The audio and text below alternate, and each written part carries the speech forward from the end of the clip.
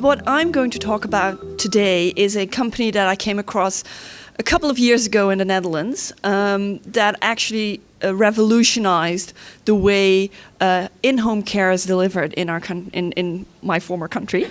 Sorry. Just to give you a bit of a first look.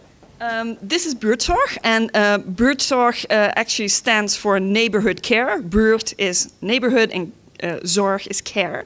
So neighborhood care translated into Buurtzorg. And what they do, they have self-managed teams of mostly nurses. And I can tell you a lot about this organization, and I love talking about this organization because I really like their model. But I'm not going to do all the talking. I am going to show you actually a video of Jos de Blok, and he is the director and founder of this organization. So I'm going to see if this is going to work now. As a community nurse, I wanted to start a movement which would make the healthcare and elderly care in Holland better. We have a lot of bureaucracy, and a lot of bureaucracy which is disturbing good solutions. So that's the reason that I called it humanity above bureaucracy. If you look at what Buurtzorg is at the moment, we can say it's a new organizational and a new delivery model. I started in 2007 with 4 nurses, with the 3 colleagues, just in one team, trying to go back to the principles of the World Health Organization on community-based integrated care, which I think is a very good model. At the moment, we have 9,000 nurses in 800 independent teams working all over the country. What's very special is that we have only 45 staff people in the head office. And we have 15 coaches, so we don't have management. And we are serving 70,000 patients a year. We have a turnover of 280 million euro per year. And we have just 6 people at the financial administration. And we don't have a CFO. So if you keep things very simple, then you don't need so many people to control all these things. In the 19th in Holland, healthcare and especially community-based care was defined as production. And we developed 10 different products, which was called personal care extra, personal care special. And we had nursing care special, nursing care extra, guidance extra. For a lot of commissioners in Holland, it's the way they buy care. We want to buy so many hours of this and so many hours of that. And it's really disturbing the relationship with patients, between patients and nurses. The costs went right up, so we are the second country in the world with the most expensive healthcare system. And the quality went down. A lot of nurses quit their jobs because they lost their autonomy, and they've lost also their craftsmanship. What I liked a lot about community nursing is that in every situation you can find in some kind of a co-production with the patient what's the best solutions in this situation. When we look at the demographics, and I think it's the same in Great Britain, when we face the coming 20 years, we got a lot of problems with getting enough young people in healthcare. So we should make it more inspirational for young people. Clients, because of these many products, clients were confronted with a lot of different caregivers. So there was one in Amsterdam, and he put all the names on one of the doors in his room. And during 1 year, he got 150 different caregivers and nurses coming at his house. So the idea was independent teams with a maximum of 12 nurses working in a neighborhood for 5,000 to 10,000 inhabitants, and just organize everything themselves. So not thinking about all these different codes and products, but just thinking about what are the best solutions for the patients we are meeting, and doing the assessment themselves, the planning, the scheduling, and so on, and sharing a lot of experience with each other together. The idea of maximum of 12 nurses is that you can coordinate everything together, and you don't need some kind of a leader in a team. They are generalists. They have to be able to take care for all types of patients because they deliver 24 hours a day care. So they organize it, they're available 24 hours a day. We don't have a call center. So they just get all the phone calls themselves and they solve all the things themselves. 50% are bachelor educated nurses. They have their own education budget because they know the best what kind of education they need. The idea is also that informal networks are much stronger than organizational structures. So all these nurses have their networks and have a lot of influence in their environment. This is our vision model. We say we should be part of the community. So every nurse should have her network with volunteers, with the GPs, with the social workers. So informal networks and formal networks, and try to make virtual teams around the patient.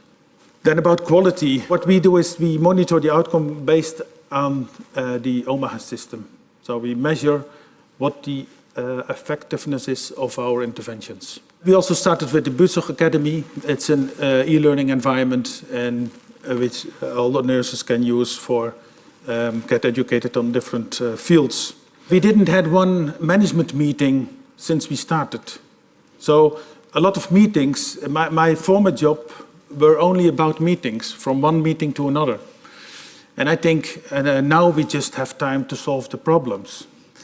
Then we build an IT system which supports the nurses in a good way.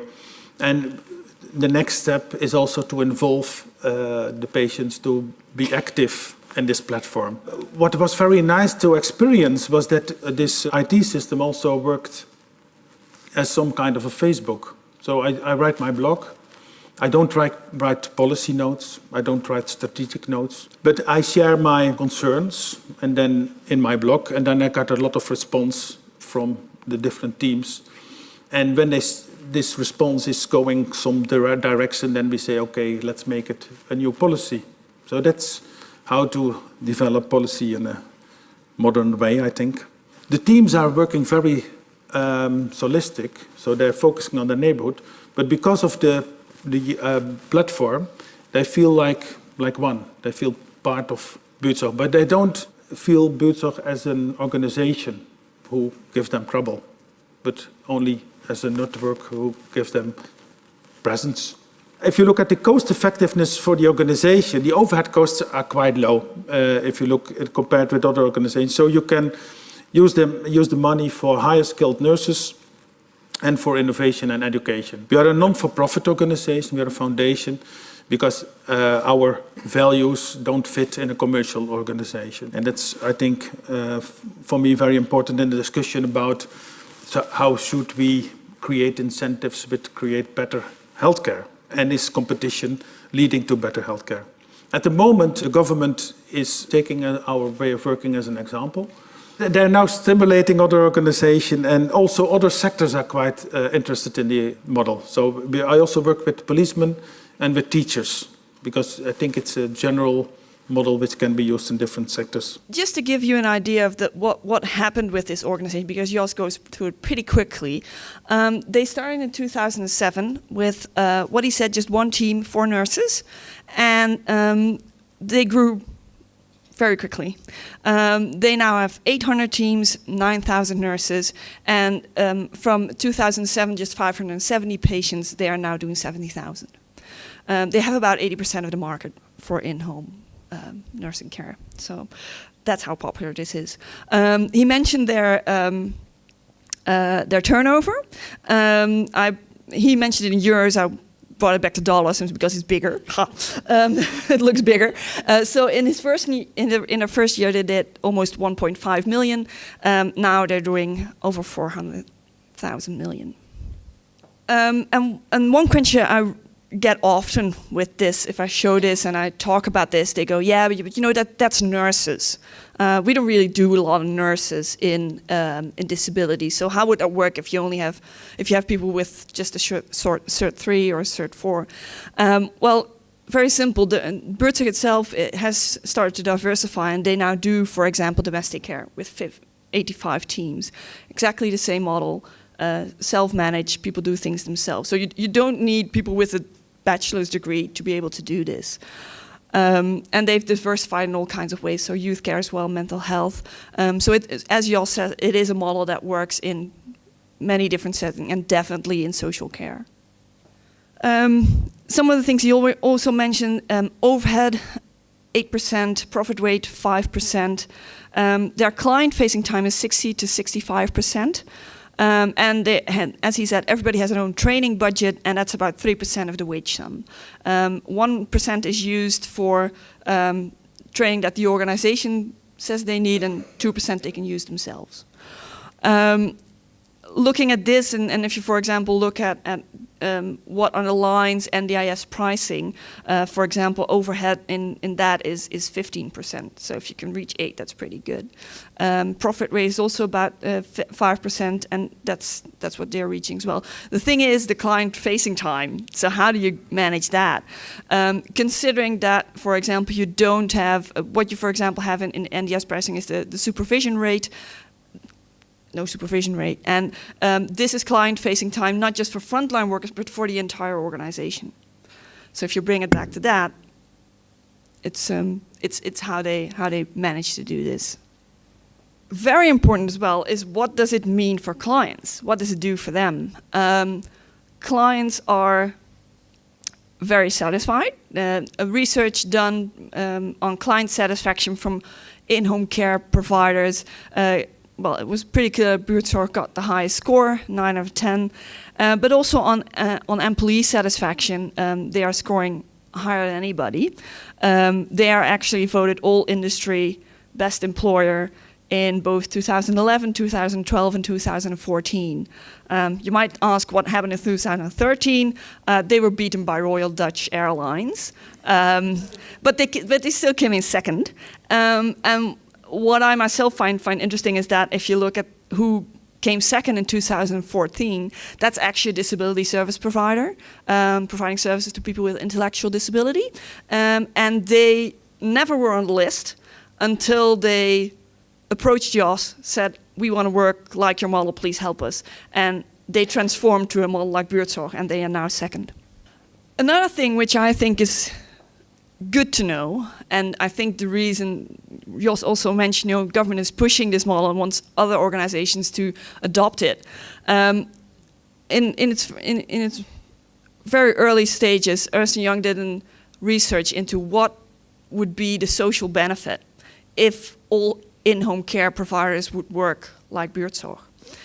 And the thing is that Buurtzorg clients use on average 40% less care than similar providers.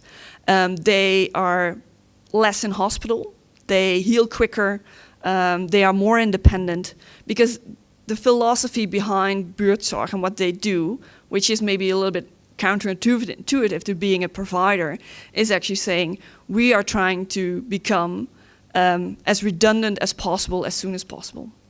What they do, as what Jos showed in creating those circles of care around people and working with clients to and their community and their environment, in making them as independent as possible as soon as possible, and then for Buurtzorg to pull out as much as they can. So this is a saving, that's an estimate from Ernst & Young in 2009. If all in-home care providers would work like this would save about 2 billion euros per annum. Getting back to what then are those key principles, Jos went through it pretty quickly. It is about self-managed teams. It's about people in teams of 5 to 12 delivering care to a specific neighborhood 24/7, and they do it all by themselves. They plan it all. They do recruitment. They do performance appraisals. They all do it by themselves in their team. There's no management, but they do get support from central back office. They do stuff like, payroll and contracting, etc. They have coaches, team coaches, that are regional coaches that do multiple teams in one time. And the real idea is these coaches are not accountable for the teams. They are just there to support and to help them over the tricky bit. Because if you're in a group, eventually you get to a tricky bit. And how do you get over that? It could be with a client, it could be as a group, in your group dynamics, and that's what the coaches are helping with. They have IT applications like Jos said, and virtual network. Key organizational principles are trust. They trust their workers. They trust. Their simple basic thing is you trust people until proven otherwise. And so far it's been working for them. Keep it simple, keep the organization simple, keep systems simple, and team practice is leading. So if one team wants to do it method A and other team wants to do it method B, that's fine. What the organization will do, they will support that and they will enable that. So teams can choose how they want to run things, and if they want to do it in different ways, that's fine. It's about that back office being really, really flexible in that. One thing, there are a lot of aspects I could go into a little bit more, but what I wanted to focus on is team dynamics. So how does this work in a team? So the team decisions, because they need to make a lot of decisions, are all based on joint problem solving and decision making. One thing that you might think, this is not about finding consensus. Not everybody has agreed to one solution, because that would make decision making way too long. What it's about is finding solutions to the problems that they have, either that's related to clients or in the team. And what the basis is, what they, as long as nobody has any serious objection to the solutions, they're gonna try it. So it's not about let's all join into one, but which are the possibilities and let's try that. Tasks are widely delegated. So it's because it's a team and you don't have any hierarchies, it's not that.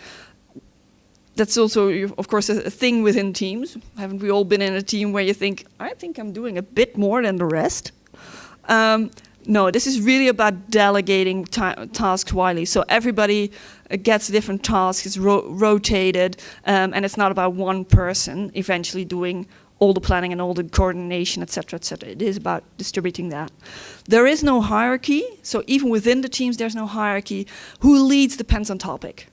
For example, you might have a team member that's really good in conflict resolution. So if there is a conflict within the team or conflict with clients or families, they step in and take the lead.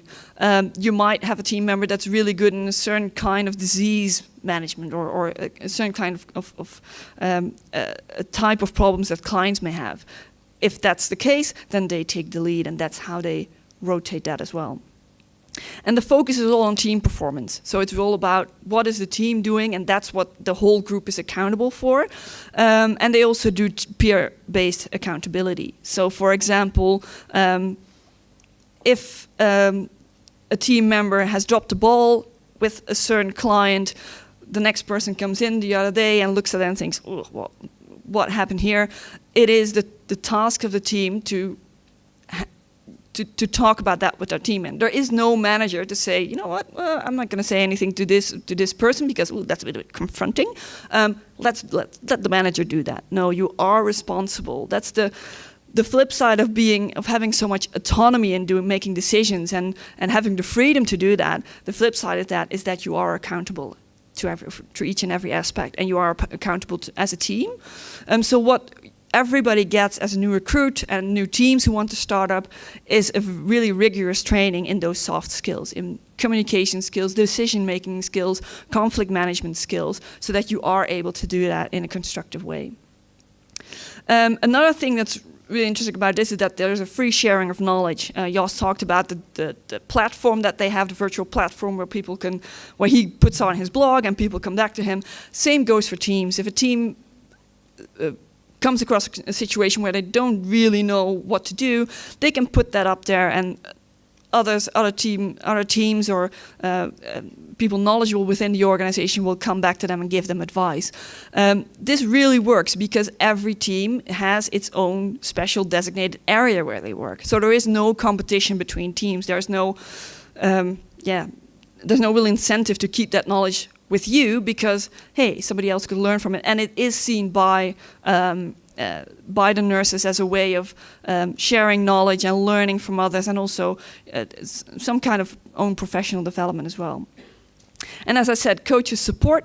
They are not responsible, they are not accountable for anything that the team does. The team decides. The coaches are just there to help out when things get a little bit sticky. So, looking at key lessons, what are key lessons which you can learn from something like Buurtzorg? Well, you can learn a lot from this case, but some of the keys are just keep it simple. Your organization, how the more simple you can make it, the smoother it can run, because all the different aspects of it can complicate it and make it much more bureaucratic than you actually want to.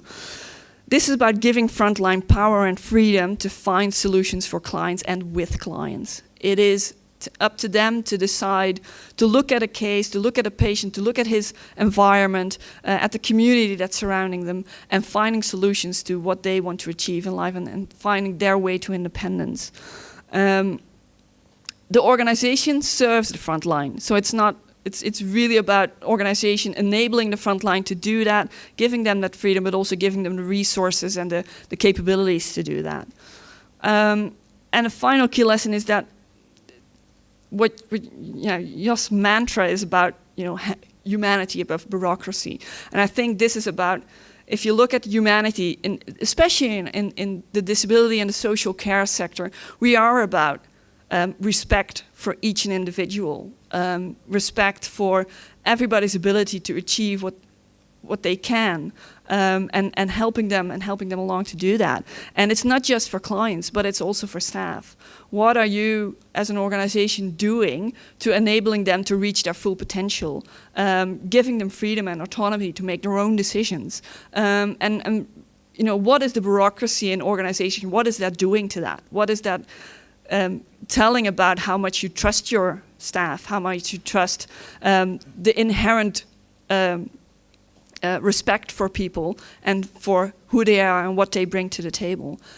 So yeah, I guess that's something that if you look at what are your values as an organization, don't just look at it from what does it mean for my clients, but also what it does for staff.